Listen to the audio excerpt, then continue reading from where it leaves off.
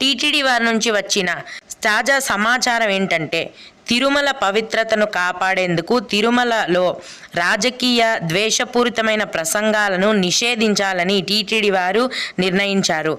నిత్యం గోవిందనామాలతో మారుమోగే పవిత్రమైన తిరుమల కొండపైన గత కొంతకాలంగా శ్రీవారి దర్శనానికి తిరుమలకు వచ్చిన రాజకీయ నాయకులలో కొంతమంది దర్శనం అయ్యాక బయట శ్రీవారి ఆలయం ముందర మీడియాతో మాట్లాడుతూ రాజకీయపరమైన ప్రసంగాలు అలాగే విమర్శలు చేస్తున్నారండి. దీంతో తిరుమల ఆధ్యాత్మికత వాతావరణానికి ఇప్పుడు ఆటంకం కలుగుతోంది.